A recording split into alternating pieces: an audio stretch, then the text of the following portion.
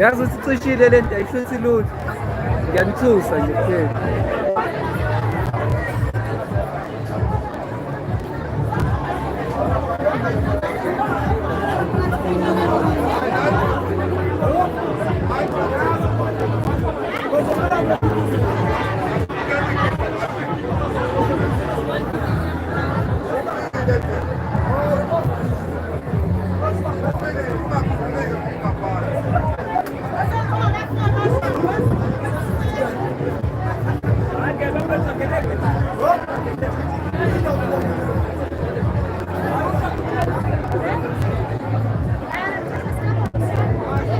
I-security tight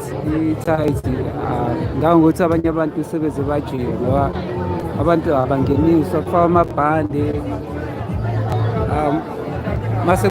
mase kumiwe i-queue ama-security onogada la emagogo benza ukuthi abantu bengajabuli ngoba bama i-queue engenasidingo wase siyifakile amabhande